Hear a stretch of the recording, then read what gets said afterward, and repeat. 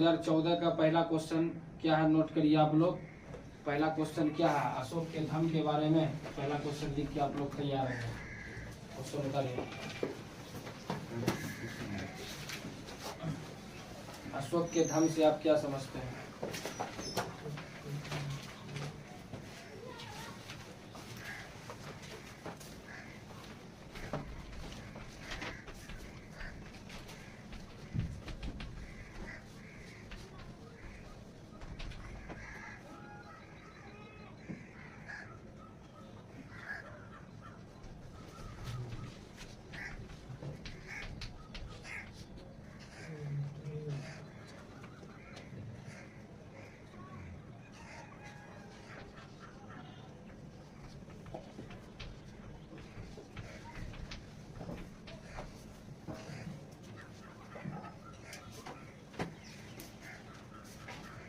हो गया, लिख लिए। बढ़िया से देखिए, आज हम लोग पहला क्वेश्चन का चर्चा करेंगे, अशोक के धम से आप क्या समझते हैं। इसके बारे में आप लोग भी जानते ही होंगे कि अशोक का जो धम था या अशोक का धर्म। आप लोग क्वेश्चन में कंफ्यूज नहीं होइएगा, अशोक का धम हो या अशोक का धर्म हो, दोनों क्वेश्चन अलग अलग है, लेकिन इसका आंसर क्या है, एक ही है, चाहे अशोक का धम हो या अशोक का धर्म हो। तो चलिए इसका सुनते हैं आंसर। अशोक ने अपनी प्रजा के नैतिक उत्थान के लिए जो भी आचार या जो भी विचार या जो भी सिद्धांत लागू किया गया था, उसी को अशोक के धम के नाम से जानते हैं। क्या समझ में आया? अशोक ने अपनी प्रजा, प्रजा का मतलब होता है जनता, अशोक ने अपनी जनता के नैतिक मतलब अच्छे उत्थान के लिए, उत्थान का मतलब हो तो सम्राट अशोक ने अपनी जनता या प्रजा के लिए सही विकास के लिए जो भी आचार विचार या जो भी सिद्धांत लागू किए गए थे, उसी को हम लोग क्या समझेंगे, अशोक के धम के नाम से समझेंगे। अशोक के धम की सबसे बड़ी विशेषता क्या थी? कम पाप, दया और दान। इससे बताया गया कि कोई भी व्यक्ति को कम से कम पाप करना चाहिए, ज्यादा से ज्यादा व्यक्ति को दया करना चाहिए और ज्यादा से ज्यादा लोगों के प्रति दान करना चाहिए। ये सब अशोक की धम की क्या थी, प्रमुख विशेषता। अब देखिए, फिर अगला क्वेश्चन आता है 2014 का हिस्ट्री का दूसरा नंबर का क्वेश्चन आता है कि हड़प्पा सभ्यता के नगर योजना के बारे में बताएं। ये क्वेश्चन है ना, या सिंधु घाटी सभ्यता की नगर योजना के बारे में बता रहे थे। देखिए, सबसे पहली बात क्या है कि आप लोग के मन में जो कंफ्यूज है वो चीज को निकालते हैं। हड़प्पा सभ्यता को ही सिंधु घाटी सभ्यता बोला जाता है या सिंधु घाटी सभ्यता को हड़प्पा सभ्यता बोला जाता है। ये क्वेश्चन का भी जिक्र किसी न किसी ईयर्स में चर्चा चलेगा, ठीक है। तो आप लोग मन को इस तरीके से भ्रम को निकाल दीजिए कि हड़प्पा सभ्यता पूछे या सिंधु घाटी सभ्यता पूछे या सिंधव सभ्यता पूछे, तीनों एक ही चीज है, ठीक है, लेकिन तीनों को अलग अलग नाम से पूछा गया। यहाँ देखिए क्या कह रहा है कि सिंधु घाटी सभ्यता की नगर योजना के बारे में जानना है। तो आप लोग को पता ही होगा, ठीक है, कि सिंधु घाटी सभ्यता की नगर योजना तथा भवन निर्माण कला के लिए ही प्रसिद्ध था। कहने का मतलब क्या है कि हड़प्पा सभ्यता या सिंधु घाटी सभ्यता नगर योजना तथा भवन निर्माण कला के लिए ही प्रसिद्ध था। यह सभ्यता जो है काफी प्राचीन सभ्यता थी। प्राचीन सभ्यता के साथ साथ क्या थी, शहरी सभ्यता थी। और उस जमाने में इतनी प्राचीन सभ्यता होने के भी बावजूद यहाँ का जो नगर योजना था, चाहे वहाँ का जो है नाली का व्यवस्था हो, सड़क का व्यवस्था हो, घर का व्यवस्था हो या एनी भी और कोई व्यवस्था हो, सब देखते थे एक सुनिश्चित आधार पर बनाए जाते थे। आज हमारे समाज में भी तो नाली है, आज हमारे समाज में भी तो सड़क है। क्या हड़प्पा सभ्यता के लोग की तरह है? नहीं। उस जमाने में बताओ टेक्नोलॉजी कितनी हाई होगी। अब देखिए, तथा भवन निर्माण कला मतलब घर निर्माण कला के लिए भी यह प्रसिद्ध थी। वहाँ के जो भी घर बनाते थे, समझ रहे ना, जो भी नगर बनते थे, सब जो एक सुनिश्चित आधार पर बनते थे। आपको पता ही है कि हड़प्पा सभ्यता में अगर नगर में कोई घर बनाता था, समझ रहे हो ना, मकान बनाता था, तो पहले कार्यपालिका से, नगर के जो प्रधान होते थे, उससे पहले इजाजत लेना पड़ता था।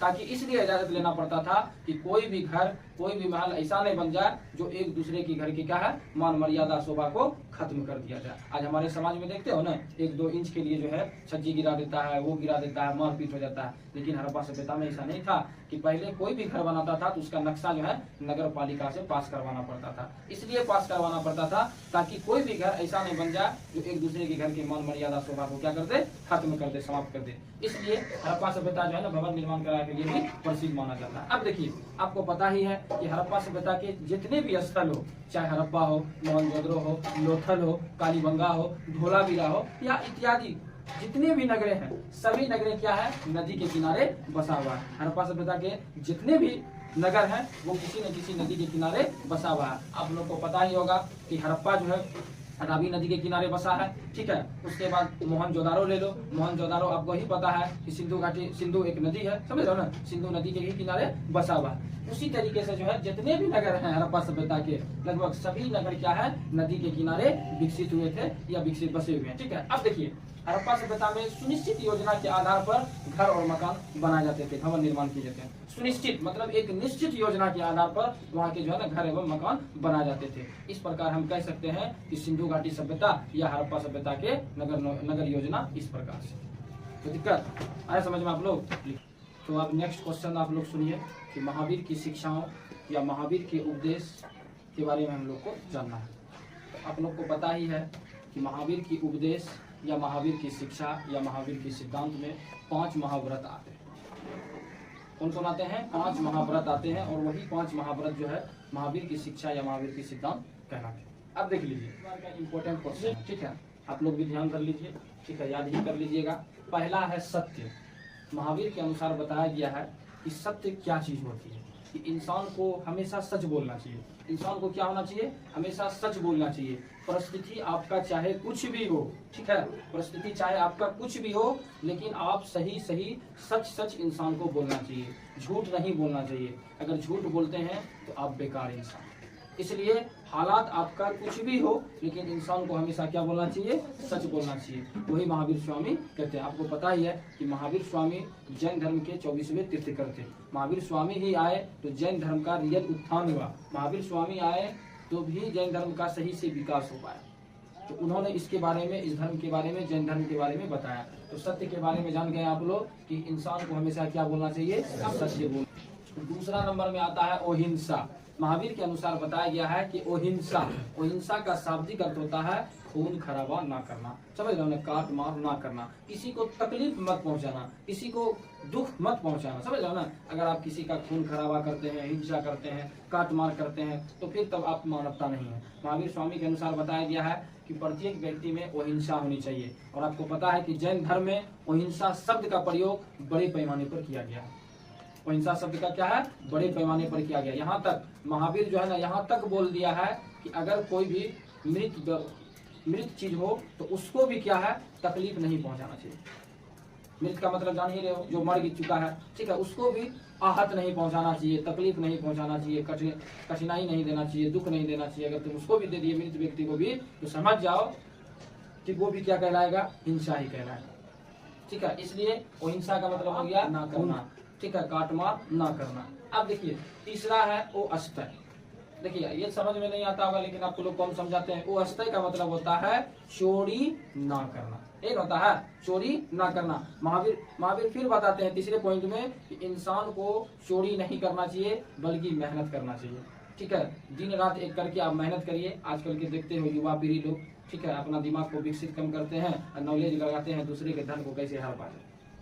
तो चोरी करना सबसे बड़ा अपराध है। चोरी करना भी सबसे बड़ा क्या है? जुर्म है। इसलिए इन्होंने चोरी शब्द को क्या कहा है? रोका है। ओ अस्तय, कभी भी चोरी मत करना। समझ रहे हैं? जिंदगी में कभी भी मत चोरी करना। आया समझ में? अब देखिए, चौथा पॉइंट आता है ओ परिग्रह। ओ परिग्रह का शाब्दिक अर्थ होता है धन को एकत्रित ना करना, धन को संरक्षित ना करना, धन को इकट्ठा मत करना। क्योंकि धन जब आपके पास इकट्ठा हो जाएगा तो मन में लालच आ जाएगा, मन में आपके तृष्णा आ जाएगा, मन में आपको हवस आ जाएगा। समझ रहे हो ना? इसलिए महावीर स्वामी कहते हैं ओ परिग्रह, धन को संरक्षित मत करना। अगर आपके पास धन है तो उस धन को जो है बांटा करिए, गरीबों में बांटा करिए, यतीमों में बांटा करिए, अपने जान का जो है ना दान दिया करिए। दीजिए, जान किसी के प्रति दया कर दीजिए, समझ रहे हैं ना। मतलब ज्यादा धन को एक तीर्थ ना करना है, ज्यादा धन को संरक्षित नहीं करना है, ज्यादा धन को जमा नहीं करना है। अब चौथा के पास 5वां पॉइंट आता है ब्रह्मचर्य। आपको पता है कि महावीर ने पार्श्वनाथ के नया सिद्धांत में एक यही पॉइंट को जोड़ा था, ब्रह्मचारी।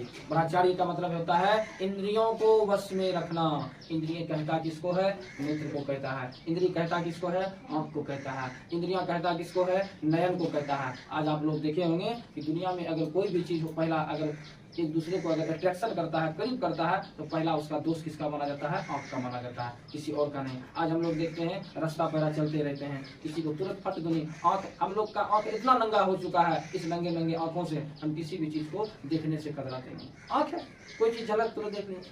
और आपको पता है कि यह आंख जो है पॉजिटिव कम, नेगेटिव चीज को ज्यादा देखता है। इसलिए महावीर स्वामी कहते हैं ब्रह्मचर्य, इंद्रियों को वश में रखना, इंद्रियों को काबू में रखना। आपका आंख जो है हमेशा हमेशा कंट्रोल रहना चाहिए, काबू में रहना चाहिए। कभी भी तुम चलो तो आंख को नीचे झुका के चलो, कहीं भी अगर जाओ तो आंख को नीचे होना चाहिए, बल्कि आंख को ऐसे नहीं, इस तरीके से नहीं देखना चाहिए कि कोई देखने वाला व्यक्ति को लगे कि वो हमें देख रहा है। इसलिए आप देख के चलिए, लेकिन आंख को नीचे करके, आंख को लहजे में करके चलिए। तब इस तरह से करते हैं तो आप हर संसार की, दुनिया की जितनी भी पाप उप है, सब चीज से आप बच। देखिए